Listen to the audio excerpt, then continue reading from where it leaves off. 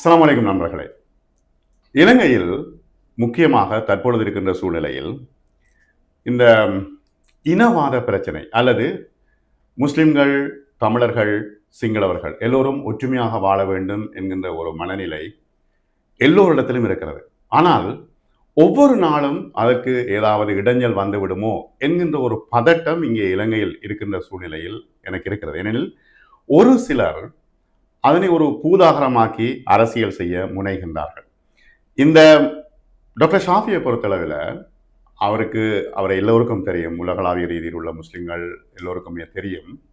Doctor ஷாஃபி இந்த இன ஒற்றுமையை கொண்டு நடத்துவதற்கான அல்லது இந்த இன ஒற்றுமையை உறுதிப்படுத்துவதற்கான செயல்பாடுகளில் ஈடுபட்டு வருகின்றார். நான் அவருடைய எல்லா ஸ்பீச்சுகளையும் கேட்கிறேன், அவருடைய இன்டர்வியூ கேட்கிறேன், எல்லாத்தையும் கேட்டுக்கொண்டிருக்கிற நேரத்தில் அவருடைய மனதில் இருந்து வார ஒரு விஷயம் என, நாங்கள் எல்லோரும் இலங்கையர்கள், நாங்கள் எல்லோரும் ஒன்று சேர்ந்து வாழ வேண்டும், எல்லோரும் இந்த இலங்கையை கட்டியெழுப்ப வேண்டும் என்ற மனநிலையில் இருக்கின்ற டாக்டர் ஷாஃபியை அவருடைய அலுவலகத்தில் குர்நாகலில் நான் சந்திக்கின்றேன். அஸ்ஸலாமு அலைக்கும். வலைக்கும் சலாம். முக்கியமாக என்னென்னா, இப்போ நேற்று ஒரு ஸ்பீச் ஒன்று கேட்டேன் உங்களோட, அதில் அழுத்தி வலியுறுத்துகின்ற விஷயம் இதுதான், இன ஒற்றுமை. ஏன் இப்ப அது தொடர்பான ஒரு அச்சம் இருக்குதா இங்க இலங்கையில? அல்ஹம்துலில்லா, முதல்ல நீங்க யூகேலேருந்து வந்து என்னை சந்திச்சோணுமென்றதில் ஆர்வம் கொண்டு என்னை கூப்பிட்டு பேசணுமென்றதில் நான் நினைக்கிறேன். நான் மீடியாக்கள் எக்ஸ்போஷர் ஆகி இல்லை, ஆனால் என் ப்ரோக்ராம்ஸ் நிறைய மீடியாக்கள் எக்ஸ்போஷர் ஆகுது. வந்து சந்திக்கிறதுக்கு அவங்கள என்னை சந்திக்கிறதுக்கு ஏற்பாடு செஞ்ச ஒரு சந்தர்ப்பத்தை அந்த அல்லாவுக்கு எல்லா புகழும். உங்களோட பேசுகிறதுல நான் உலகளாவியில் இருக்கக்கூடிய நண்பர்களோட, இந்த உறவுகளோடு இதை ஒரு சந்தர்ப்பமாக ஆய்கொள்ளும்னு நான் நினைக்கிறேன். அந்த வகையில் உங்களுக்கும் நன்றி சொல்லிக்கொண்டு, உங்களுக்கு தெரியும், பொதுவாக வைத்தியர் என்ற முறையில் நான் நினைக்கிறேன், வாதம் என்றது உடம்புல வந்தாலும் இனங்களுக்கு இடையில் வந்தாலும் பிரச்சனை தான். அது இனவாதமாக இருக்கட்டும், கால்வாதமாக இருக்கட்டும், எதில் வந்தாலும் அது பிரச்சனை தான். அது கட்டாயமாக உடம்புல வாதம் வந்தால் வாதத்துக்கு மறந்துட்டு நாங்கள் எடுக்கிற மாதிரி இந்த இனங்களுக்கு இடையிலேயும் அந்த வாதம் என்று ஒன்று உருவாகிட்டால் அது ஒரு நெரிசலை அல்லது அந்த சமூகத்தின் ஒரு ஆரோக்கியத்தை இல்லாமல் ஆக்கி போகும். கடந்த பல தசாப்தங்களாக இந்த இனங்களுக்கு இடையில் ஏற்படக்கூடிய அந்த முறுகல் அல்லது இந்த இனவாத அரசியல் நடைமுறையின் பின்னணியில் பல்வேறுபட்ட ஒரு கசப்பான அனுபவங்களை இலங்கையில் வாழக்கூடிய சிறுபான்மையினரும் பெரும்பான்மையானவர்களும் நாங்கள் அனுபவிச்சிருக்கிறோம். ஆகவே இலங்கையை பொறுத்த மட்டும் நாங்களும் பல நாடுகளுக்கு போயிருக்கோம். இலங்கையில் வாழக்கூடிய பெரும்பான்மை சிறுபான்மை மக்களுக்கு மத்தியில் இருக்கக்கூடிய மனிதநேயம் மிகவும் பாராட்டத்தக்கது. அது எந்த இனத்தை சேர்ந்தவங்களாக இருந்தாலும் கூட, குறிப்பாக நாங்கள் எங்களுடைய குடுக்கல் வாங்கல், எங்களுடைய நடைமுறையில் இருக்கக்கூடிய அத்தனை விஷயங்களையும் நாங்கள் முஸ்லீம்களாக ஒரு சிறுபான்மையாக ஸ்கட்டர்ட் ஆகி பரவலாக இந்த இலங்கையில் வாழக்கூடிய முஸ்லீம்கள் பெரும்பான்மை சமூகத்தோட ஒரு இனம் புரியாத ஒரு உறவை அல்லது நட்பை வச்சிருக்கிறது கட்டாயமாக இருக்கிறது. அந்த உறவை பயன்படுத்தி தங்களுடைய அதிகாரத்தை தக்க வச்சு கொள்றதுக்காக வேண்டி, தங்களுடைய அரசியல் அபிலாஷைகள் அடைஞ்சு கொள்றதுக்காக வேண்டி மிகவும் ஈனத்தனமான முறையில் இந்த இனவாதம் பயன்படுத்தப்படுகிறது. உங்கள் எல்லாருக்கும் நான் சொல்லி தெரியணும்ன்றது இல்லை. இப்போ போகிற போக்கில் ஆகவே இப்போ ஆரம்பத்தில் இப்போ விடுதலை புலிகளுடனான யுத்த கால பகுதியில் தமிழ் மக்களுக்கும் சிங்கள மக்களுக்குமான அந்த இனவாதம் வேரூன்றி வளர்ந்து விருட்சமாக இருந்தது. அதுக்கு பிறகு விடுதலை புலிகள் யுத்தத்துக்கு பிறகு முஸ்லிம் மக்கள் மீது அந்த இனவாதம் வருது. இப்போ இப்படியே இருக்கின்ற சூழ்நிலையில் இதை எப்படி நாங்கள் சமாளித்து கொண்டு போகிறோன்ற ஒரு பிரச்சனை ஒன்று இருக்கு டாக்டர். என்ன செய்யலை? இப்போ நீங்கள் சொல்லுவீங்க, ஓகே, முஸ்லீம் மக்களும் சிங்கள மக்களும் தமிழ் மக்களும் சகோதராக வாழ வேண்டும், எல்லோருடைய கனவும் அதுதான். ஆனால் அதை உடைக்கிறதுக்கான வேலைகள் நடந்து கொண்டு இருக்கே. நாங்கள் பொதுவாக நான் ஆரம்பத்தில் சொன்ன வசனம் தானே, வாதம் என்றது உடம்புல வந்தாலும் இனங்களுக்கு இடையில் வந்தாலும் அது பிரச்சனை. வாதம் என்றது இனம் கண்டு கொண்டதுக்கு பிறகு நாங்கள் விளங்கி கொள்ளணும் அந்த வாதத்திலிருந்து விடுபடுறது எப்படி என்றது. இப்போ வாதம் எதனால் ஏற்படுகிறது? சுமோதான வச்சுக்கொள்ளும், முதுகு வலி வாரது, கூடுதலாக அந்த முதுகு வலி கூட்டக்கூடிய எக்ஸசைஸ் செய்கிறது, பாரம் தூக்குறது, அதுக்குரிய அந்த நடவடிக்கைகளின் தவிந்து கொள்வது, அந்த வாதத்திலேருந்து வெளியே வர்றதுக்கு ஒரு டாக்டராக நாங்கள் சொல்லக்கூடிய புத்திமதி. அதே மாதிரி தான் நாங்கள் பொதுவாக ஈமான் கொண்ட மக்கள் என்ற வகையில், முஸ்லீம்கள் சின்ன வகையில், இஸ்லாம் உருவானதே அந்த மக்கா நகரில் ஒரு சிறுபான்மையினராக இருந்துதான் பெரும்பான்மையினராக அந்த ஹக்கு வெளிச்சம் வந்துச்சு. முழு உலகத்துக்கும் இன்றைக்கு மனம் பெற வீசக்கூடிய இந்த இஸ்லாம் அந்த தீன் என்றது வந்து உருவானது ஒரு சிறுபான்மையினருக்கு மத்தியிலிருந்து தான் வந்தது. ஆகவே நாங்கள் அந்த ஈமான் கொண்ட மக்கள் என்றதால உறுதியாக இருக்கணும். நாங்கள் எங்களுக்கும் அல்லாவுக்கும் இடையில இருக்கக்கூடிய தொடர்புல நாங்கள் உறுதியாக இருக்கணும். எங்களோட பாதுகாவலன், எங்களை பாதுகாக்கிறது, எங்களை ஆட்சி செய்கிறது, எங்களுக்குள்ளே அத்தனை ரிஸ்கையும் ஏற்பாடு செய்தது அல்லாஹ் தான் என்றதில் நாங்கள் எந்த அளவு உறுதியாக இருக்கிறோமோ அந்த அளவு அல்லாஹ்வுடைய அரவணைப்பும் பாதுகாப்பும் இருக்கும்னா நாங்கள் அச்சப்பட தேவையில்லை. மூல காரணமா நான் நினைக்கிறேன் இந்த இனவாதத்துக்கு தீர்வு காண்றதுல அதை மையமாக வச்சுக்கொண்டு நபியோங்களோட வழியில வாழ்க்கை முறையில உள்ள அந்த இனங்களை மதிக்கிறது அதுல நாங்க பொதுவாக பார்க்கணும். இன்னைக்கு இலங்கையை பொறுத்த மட்டும் யார் என்ன சொன்னாலும் ஏன் உடன்பாடு எப்படின்னா இனவாதம் என்றது வேரூண்டி இனவாதம் வந்து சமூகங்களுக்கு இடையில பெரிய அளவுல ஒரு கேன்சராக வளர்ந்துருக்குன்னு சொல்லி யோசிச்சா கடந்த பல எலெக்ஷன் நேரங்களில் இனவாதத்தை மையப்படுத்தி கொண்டு அரசியல் அபிலாஷைகள் அடைகிறதுக்கு வந்த கட்சிகள், குறிப்பாக இனவாதத்தை மாத்திரமே கொண்டு வந்த கட்சிகள், பிக்குமார்கள் அல்லது அப்படியான அமைப்பில் வந்தவங்க கூட 100% வாக்குகளை கூட பெறாம அவங்களோட வாக்கு அளவு குறைஞ்சதுன்னு சொன்னா அதோட உண்மையான அடிப்படை அர்த்தம் என்னன்னா 102% மக்களும் அந்த இனவாதத்தை அங்கீகரிக்கிறவங்க இல்லைன்றதை நாங்கள் முதலாவது ரியலைஸ் பண்ணணும். அப்போ அதோட அடுத்த பக்கம் நாங்கள் பார்க்கணும். லைஃப்ல என்ன பொறுத்த வரைக்கும் ஏதாவது ஒன்றுல சக்சஸ் ஆகணும்னா எப்பயுமே பாசிட்டிவாக யோசிக்கணும், நெகட்டிவையும் பாசிட்டிவாக யோசிக்கணும். இதுல வேற ஒன்றுமே இல்லை. இந்த இனவாதம் என்றது, நிறவாதம் என்றது, கருப்பு வெள்ளையர் இனவாதம் என்றது, வெளியிலிருந்து வந்தவங்க உள்ளவங்கன்ற வாதம் என்றது எல்லாம் வந்து நாங்கள் அதில் உள்ள பாசிட்டிவ்னஸை பார்த்தோம்னா நான் சொன்னேன் 102% இனவாதம் உள்ள மக்கள், அந்த வெறித்தனமான இனவாதம் உள்ளவங்க இல்லாத நாட்டில் 98% மக்கள், 90க்கு மேற்பட்ட மக்கள் இனவாதத்துக்கு எதிர்ப்பான மக்கள். ஆகவே நாங்கள் ஏன் இந்த 2% மக்களை ஃபோக்கஸ் பண்ணி எங்களோட மைண்டை வேஸ்ட் பண்ணி எங்களோட டைமை வேஸ்ட் பண்ணி கொண்டு அவங்களோட சண்டை பிடிச்சி இந்த 98% 90% மேற்பட்ட நல்ல மக்களை இழந்து கொள்றதா, இந்த 90% நல்ல மக்கள் அரவணைச்சு கொண்டு இந்த 2%லையும் வெற்றி பெறுகிறதா? சரி, இதுல ஒரு கேள்வி ஒன்று வருது என்னன்னா, இப்ப கடந்த வெள்ளிக்கிழமை நடைபெற்ற ஜமாத் இஸ்லாமிய மாநாட்டில் அது மார்க்கம் பேசப்பட்டுச்சு, எப்படி வாழணும் என்ற விஷயங்கள் பேசப்பட்டுச்சு, நீங்களும் அதில் உரையாற்றினீங்க. ஆனா இப்ப தொடர்ச்சியாக இனவாதம் பேசி வருகின்ற ஞானசார தேரர் ஒரு பிரஸ் கான்ஃபரன்ஸை வச்சு சொல்றார், இப்ப இந்த இந்த இந்த இந்த மாநாடு வந்து மீண்டும் பயங்கரவாதத்தை தூண்டுகிறது என்று. அது கொஞ்சம் எடுபடுது டாக்டர். நான் சொன்னேன் அந்த 2% இருக்கிற அந்த சூழல்ல இந்த 90க்கு மேற்பட்ட விதமானவங்கள்ல உள்ள ஒரு வீக்னஸோ அல்லது வந்து இந்த இனவாதத்தின் வளர்ச்சிக்கு காரணமாக அமைந்தது எதென்று சொல்லி நான் பார்த்ததுல விளங்குறது, இந்த 90% மக்கள் நல்ல மக்களாக இருந்தாலும் கூட ஏதாவது அநாகரிகமான அல்லது வந்து அழிவுக்குள்ளாக்கக்கூடிய செயல்முறைகள் நடக்கிற நேரம் மௌனமாக இருக்கிறது தான் அந்த 2%க்கு ஒரு சாதகமாக அமைதே தவிர அதுல மறுபக்கம் வந்து இந்த 90க்கு மேற்பட்டவங்க வந்து அதை ஆதரிக்கிறாங்க என்றது இல்லை. அந்த 2%மானவங்களோட சத்தம் மீடியாக்கள்லையும் இப்போ உள்ள இணையதளங்கள் ஊடாகவும் நிறைய இடங்கள்ல ஷேர் பண்ணப்படுகிறது. நீங்க அதுல உள்ள கருத்துக்களை வாசிச்சீங்கன்னா அதை எதிர்க்கக்கூடிய நிறைய மக்களும் இருக்காங்கன்றதை விளங்கிக் கொள்வீங்க. அடுத்தது இப்ப சில பேர் சொல்றாங்க, இப்ப நாங்க சிறுபான்மையினராக இங்க வாழ்றோம், இப்ப எத்தனை பெர்சன்டேஜ் டாக்டர் இங்க? அன்னளவாக 10% இருக்கிறோம் நாங்க. அப்படின்னா எத்தனை மில்லியன்? 21 மில்லியனுக்கு மேல இருக்கக்கூடிய 22-21 மில்லியனுக்கு இருக்கக்கூடிய மேல உள்ளவங்கள 2.1 மில்லியனுக்கு மேல முஸ்லீம்கள் இருக்கிறதாக தான் கடைசியா தகவல் சொல்லுது. அப்ப இவ்வளவு இப்ப நாங்க சிறுபான்மையினராக இருக்கிற நேரத்துல இப்ப எங்களுடைய ஆடை கலாச்சாரத்தை வந்து மாற்ற வேண்டும், அல்லது வந்து அவர்களை இப்ப அபாயா போடுறதோ அல்லது பரதா போடுறதோ ஒரு பெரிய பிரச்சனை வந்துச்சு தானே. சஹராண்ட குழப்பத்துக்கு பின்னால ஒரு பெரிய பிரச்சனை வந்துச்சு, கலர் அபாயா போடும் கொண்டெல்லாம் சொல்லி குரானை எல்லாம் நாங்கள் எரிச்சம் அல்லது புதைத்தம், இப்படியான ஒரு சூழ்நிலை எல்லாம் வந்துச்சு.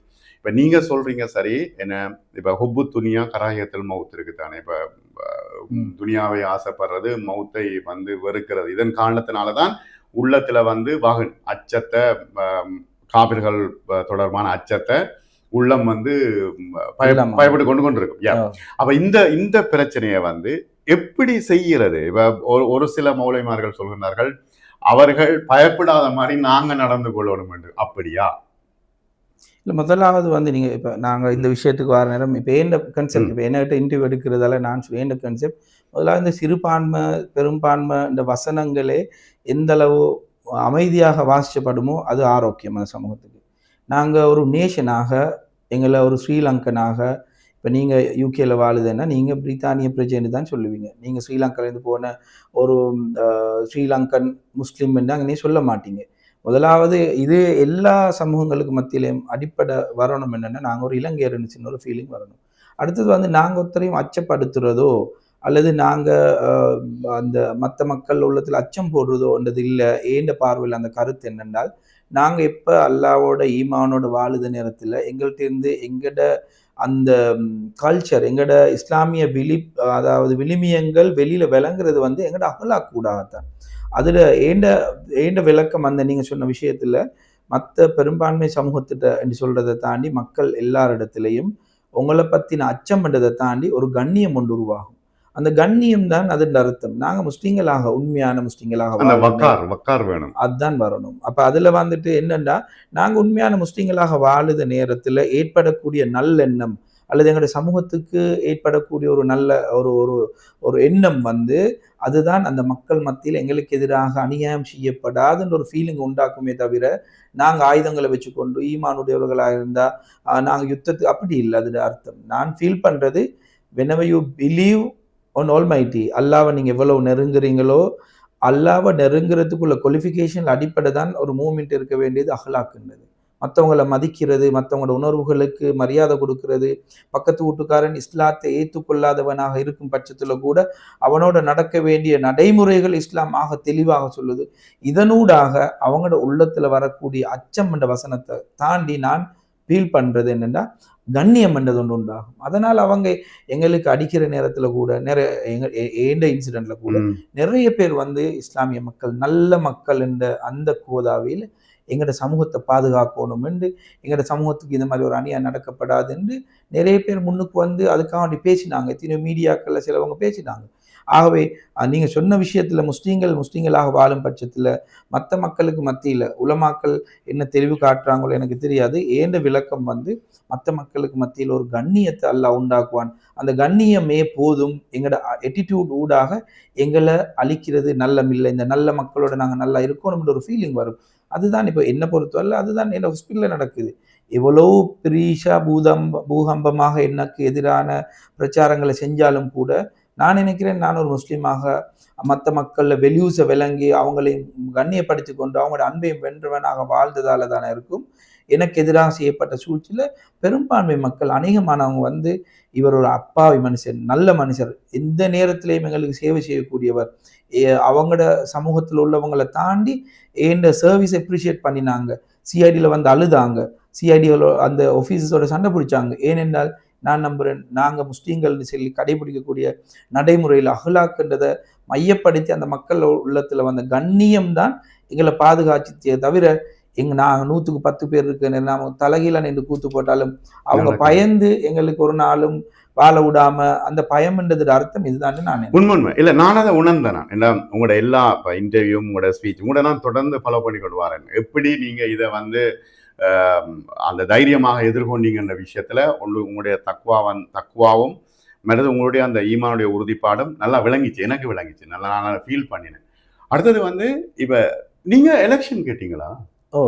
ஜனாதிபதி எலெக்ஷன் ஒன்று கேட்டீங்களா? இல்ல. அவ என்ன ஜெனரல் எலெக்ஷன் 2015ல குருநகல்ல எலெக்ஷன் கேட்டேன் நான். என்ன 54,000 votes மெம்பர் பார்லிமென்ட்க்கா கேட்டேன் நான். அது லிஸ்ட்ல அடுத்ததாக வந்தேன் நான். 8வது ஆள் 7 பேர் போனாங்க அந்த பார்ட்டில. ஓகே. அப்ப அரசியல்ல ஈடுபட்ட பிறகு உங்களுக்கு சிக்கல்கள் வர அரசியல் 2015ல நடக்குது. இந்த பிரச்சனை நடக்குது 2019ல. Okay right. இப்ப நீங்க யோசிக்கிறீங்களா, இப்ப அரசியல் ரீதியாக முஸ்லிம்கள் ஒரு ஸ்ட்ராங்கா இருந்தா சில விஷயங்களை சாதிக்கலாம் என்று நீங்க நினைக்கிறீங்களா? உங்களோட அபிப்பிராயத்தை சொல்லுங்க.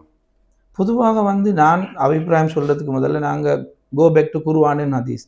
அல்ல நீங்க அல்ல சொல்ற குர்ஆன் வசனம் தான், நீங்க ஒரு உம்மாவாக ஒரு ஒத்துமையின கவுர இறுக்கமா பிடிச்சு கொண்டீங்கன்னா உங்களுக்குள்ளால பிளவு வராம இருக்கும் பட்சத்துல உங்களை ஒருத்தராலையும் தோற்கடிக்க இயலாதுன்றது. அவை நான் சொல்லணும்ன்றது இல்லை, அல்லாஹ் குர்ஆன்ல சொல்ற விஷயம். அடுத்தது வந்து இந்த ஒத்துமையின் எவ்வளவு ஒரு முக்கியத்துவம் என்றால், உடம்புல ஏதாவது ஒரு இடத்துல வலி வந்தால் முழு உடம்பும் அதுக்கு ரியாக்ட் ஆகுது. சில நேரங்கள் ஆப்ரேஷன் பண்ணணும், அப்பெண்டிசைட்டிஸ் வந்துட்டு ஆப்ரேஷன் பண்ணணும், வாயை பொத்தி கொண்டு இருக்கிறோம், சாப்பாடு தின்னாமல் இருக்கிறோம், உடம்ப பட்டினி போடுறோம் ஆப்ரேஷன் பண்ணுறதுக்காக வேண்டி, கண் கலங்குது. இந்த மாதிரியாக ஒத்துமை என்று சொன்னதாக முக்கியம். அது உங்களுக்கும் தெரியும், இந்த ஒத்துமை இல்லாமல் போகிறது இந்த அதிகார மோகம் அல்லது பல போராட்டம், பலத்துக்கான போராட்டம்.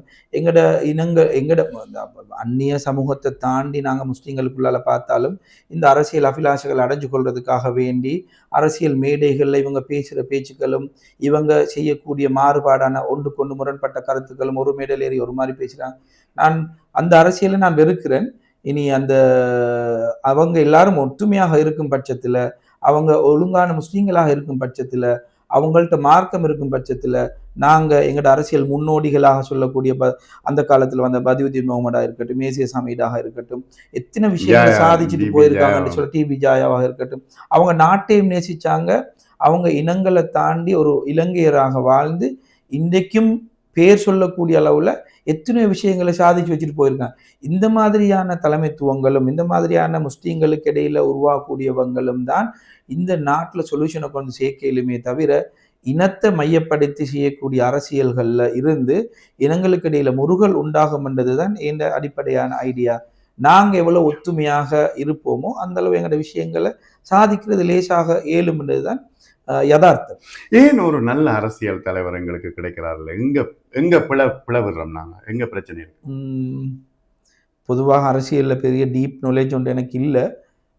ஒரு சமூக அக்கறை உள்ளவராக பார்க்குற நேரத்துல, உங்களோட சேர்ந்து நான் யோசிக்கிற நேரத்துல நான் காண்ற விஷயம்தான், அதிகாரம் என்றதுக்காக வேண்டி நானும் அந்த அரசியல் அந்த சூழலுக்கு போய் வந்தவன் என்றதால தன் அதிகாரத்தை பாதுகாத்து கொள்வதற்காக வேண்டி மட்டும் அவங்களோட கன்சன்ட்ரேஷன் கூடுதலாக இருக்குதே தவிர, வெரி ரியாலி தான் நான் உண்மையாக சமூக உணர்வோடு உள்ள அரசியல் தலைமைத்துவங்கள்னு சொல்லி நான் எங்களோட இலங்கையில காண்றேன்.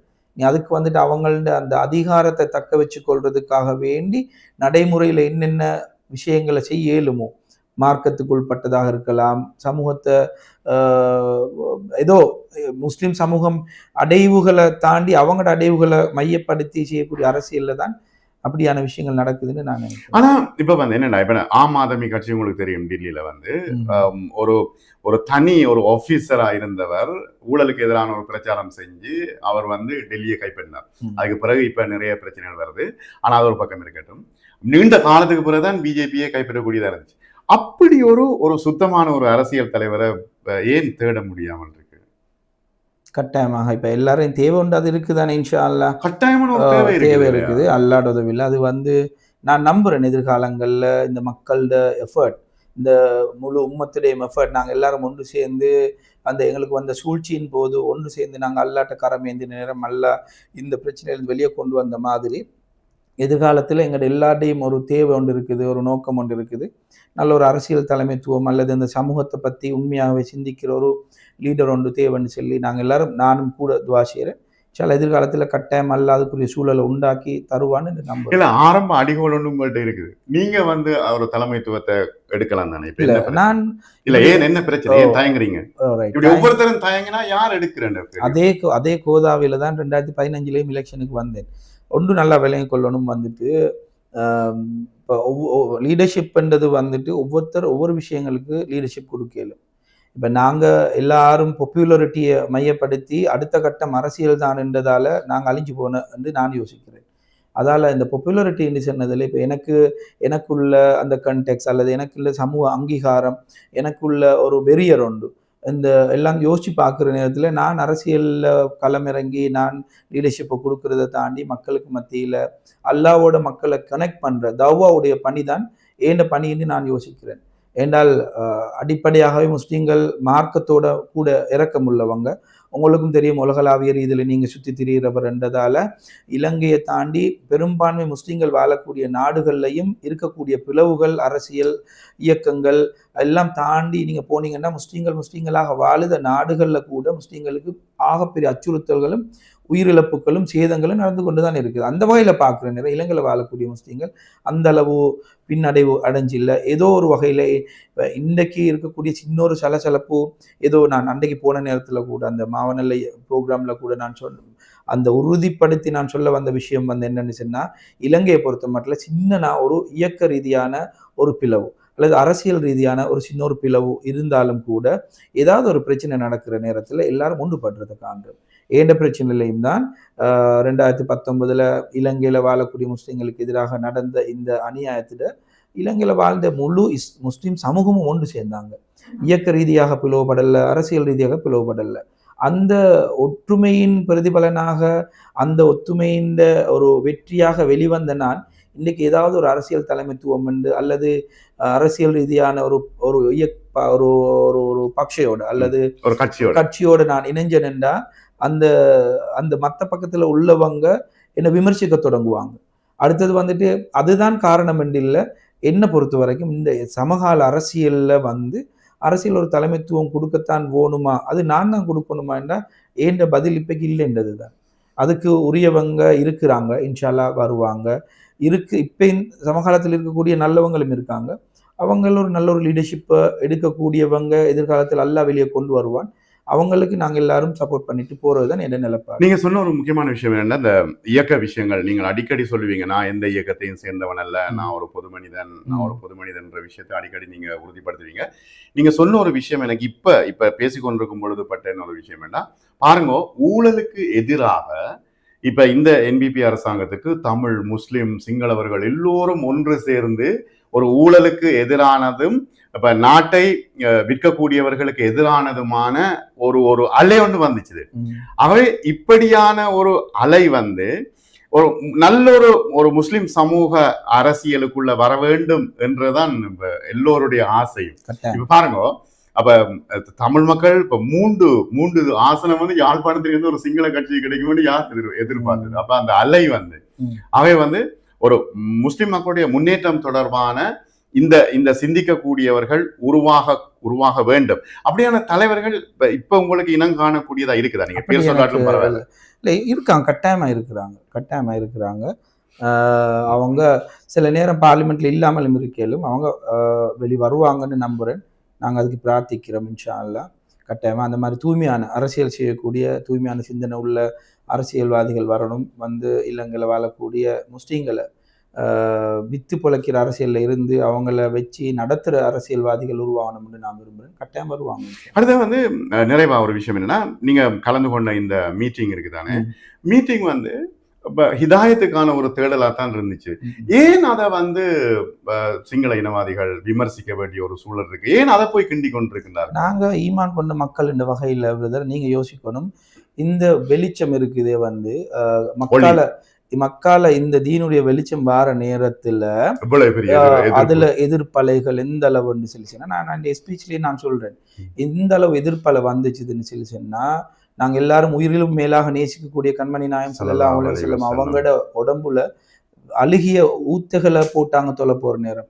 சஹாபாக்கள் துண்டு எல்லாம் கதையாக நாங்க கேட்டிருக்கோமே தவிர நாங்க அது சென்ஸ் பண்ணல, நாங்க உணர்ந்தில்லை. இந்த அளவு கஷ்டப்பட்டு அந்த வெளிச்சத்தை கொண்டு வந்து எங்களுக்கு அது மட்டும் இல்லையே, 3 வருஷம் பொருளாதார தடையே, சாப்பாடு தண்ணி இல்லாம அதெல்லாம் நடக்குது. அதான் நான் சொல்லேன், அந்த மக்களோட ஒப்பிடுக்குள்ள நாங்க நத்திங், நாங்க பட்ட ஒன்றுமே இல்லை.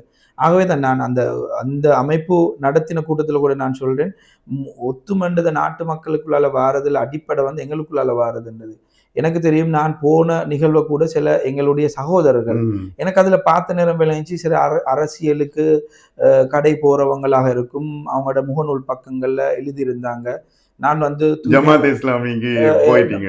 போயிட்டேன் என்று. நான் அப்படி இல்லை, நான் முழு ஜமாத்தோ இப்ப நான் மதிக்கிறவர் தான் அகார் சார். அவர் சொல்ல ஒரு கருத்து தான், உங்களோட காலொண்டு எந்த தரிக்காவிலையோ எந்த ஜமாத்திலேயோ எந்த இயக்கத்திலேயோ இருக்கட்டும், ஆனா அவங்களோட பார்வை சமூகத்தின் மேல. அந்த சமூகம் என்றது வெற்றி அடைஞ்ச சமூகம் என்றது அல்லா இடத்துல வெற்றி அடைஞ்சு. நான் சொல்றேன், இந்த வசனங்களுக்கு தாராளம் சேலஞ்ச் பண்ணே இல்லாது, அல்லா இடத்துல பொருத்தம் அடைஞ்ச சமூகமாக மாறணும் என்றுதான் எங்களோட அடிப்படை தேவை. அதுல வந்து சில நேரங்கள்ல நீங்க கூட இந்த வீடியோ நீங்க செஞ்சு அதை வெளிப்படுத்துறீங்கன்னா, இது உங்களோட தொழில ஒரு பிரசவம் உண்டு. இந்த பிரசவத்தின் பிரதிபலனை கியாமத்துல நீங்க கண்டுகொள்வீங்க. நிச்சயமா. நான் Facebookல எழுதக்கூடிய நண்பர்களுக்கும் நான் அன்பாக ஒரு எச்சரிக்கை வைக்கிறேன். நீங்க எழுதுற வார்த்தைகள் உங்களோட பிரசவம். அந்த பிரசவத்தின் பிரதிபலனை நீங்க கியாமத்தில் அடைஞ்சு கொள்வீங்க. தற்காலிக அரசியல்வாதிகள்கிட்ட நீங்க விரும்பக்கூடியவங்களுக்கிட்ட உங்களுக்கு ஏதாவது ஒரு லாப நோக்கத்துல என்ன விமர்சிக்கிறதுல அல்லது இந்த நடவடிக்கைகளை விமர்சிக்கிறவங்க, இயக்கங்களை தாக்கி எழுதுறவங்க, இதெல்லாம் உங்களுடைய பிரசவம். இதுக்குரிய கூலியை நீங்க அடைஞ்சு கொள்ளுவீங்க. ஆகவே என்னை பொறுத்த மட்டுக்கும் திருப்பி நான் சொல்றேன், இலங்கையில் வாழக்கூடிய 21 லட்சத்துக்கு மேற்பட்ட முஸ்லிம்களையும் வழி நடத்துறதுக்கு ஒரு இயக்கம் போதாது. இருக்கிற இயக்கங்கள் இருக்கட்டும். அவங்க எல்லாருடையும் கன்செப்ட் பேசிக் என்னன்னு சொன்னா இந்த உம்மத்தை ஈடேற்றம் அடைய வைக்கிறது, அல்லா இடத்துல கபூலியத்தை அடைய வைக்கிறது, சொர்க்கத்துக்கு கொண்டு போய் சேர்க்கிறது தான் எல்லா இயக்கங்களின் நோக்கம். ஆகவே ஏண்ட பார்வையில் இந்த இயக்கங்களோ அமைப்புகளோ என்று சொன்னது எப்படி என்றால், ஒரு குறிப்பிட்ட இலக்க நோக்கி போகக்கூடிய வாகனங்களை போல. ஒரு வாகனம் வேனாக இருக்கும், பஸ்ஸாக இருக்கும், 3 வீலாக இருக்கும், பைக். எந்த இயக்கமும் அல்லாவுடைய கட்டளை ரசூலுடைய வழிகாட்டலை தாண்டி செயல்படும் என்றா அது ஒரு நாளும் அந்த பயணத்தை போய் சேராது. ஆகவே நாங்க தான் சரி என்று சொல்லி நீங்க பிழை என்று சொல்லி இந்த இயக்கங்களுக்கு பொறுப்பா இருக்கிறவங்க ஏதோ ஒரு இடத்துல முட்டுப்பட்டு கொண்டீங்கன்னா அந்த முற்றவங்களும் அந்த இலக்கு அடைய மாட்டாங்க. ஆகவே எங்கட நோக்கம் அல்லாட கபூலியத்தாக இருக்கட்டும், எங்கட பாதை எங்கட ஒத்துமையாக இருக்கட்டும். லைஃப்ல சேலஞ்சஸ் வரும், சந்தோஷமாக வரும், சஞ்சலமாக வரும். நாங்க ஈமான விட்டு கொடுக்காதவங்களாக எதையும் அல்லா இருந்து வாரதுதான் அல்லாஹ் இதுல நலவையும் வச்சிருப்பான் என்ற ஒரு உறுதியான, அதுல தொடர்ச்சியான உறுதியாக இருக்கும் பட்சத்துல நாங்க வெற்றி பெற்ற கூட்டத்தில் ஆகுவோம் என்று நான் நம்புறேன். நன்றி டாக்டர். இவ்வளவு நேரம் உங்களுடைய அனுபவங்கள் மற்றும் உங்களுடைய கருத்துக்களை பகிர்ந்து கொண்டீர்கள். மிகவும் ஜஸாக்கல்லா. நிறைவான ஒரு சந்திப்பு. நான் கிட்டத்தட்ட ஒரு 2-3 வருஷமா நான் இதை ட்ரை பண்ணி கொண்டிருக்கிறேன். உங்களுக்கு தொலைபேசி எடுத்த நான் லண்டன்ல இருந்து கதைச்சேன். நான் பல பேர் எடுத்ததால உங்களுக்கு எடுத்திருப்பினும் நிறைய உங்களுக்கு யோசனை பிரச்சனைகள், அது மட்டும் இல்ல பிஸி இந்த ஷெட்யூலுக்குள்ள எங்களுக்கு இன்டர்வியூ தந்தது சந்தோஷம். வாலை இஸ்லாம். அதோட நான் ஒன்று சொல்லிக்கொள்ள விரும்புகிறேன். நான் இந்த இன்டர்வியூல நான் நினைச்சு வந்ததை தாண்டி சில அரசியல் சம்பந்தமான விஷயங்கள் டிஸ்கஸ் பண்ணப்பட்டுச்சுது. நான் ஏண்ட பர்சனல் கன்செப்ட் அல்லது பர்சனல் வியூவை தான் நான் சொல்லியிருக்கிறேன். இந்த வீடியோவும் பார்த்துக்கொண்டு அன்பான சகோதரர்களே, நீங்க சிலவங்களுக்கு பொலிட்டிக்கல் சம்பந்தமான இன்ட்ரெஸ்ட் உள்ளவங்க, நான் யாரையும் தாக்கி பேசல. உங்களை இப்ப நீங்க எழுத போறவங்களுக்கும் உள்ளத்துக்கு தெரியும் தூய்மையான அரசியல் தலைமைத்துவங்கள் தேவை. உங்களோட நானும் இருக்கிறேன். உங்களோட வார்த்தைகளை ஃபேஸ்புக்லேயோ உங்களோட வீடியோக்கள்லையோ ஷேர் பண்ற நேரத்தில் அதுல நீங்க தூய்மையாறீங்க. நீங்க விரும்புகிற தூய்மையான அரசியல் அல்லாஹ் உங்களுக்கு சேர்ப்பான் இன்ஷா அல்லாஹ். ஜஸாக்குமுல்லாஹ் கைர். அஸ்ஸலாமு அலைக்கும். வலைக்கும் ஸலாம் வரஹ்மத்துல்லாஹி வபரகாத்துஹு. சந்திப்போம்.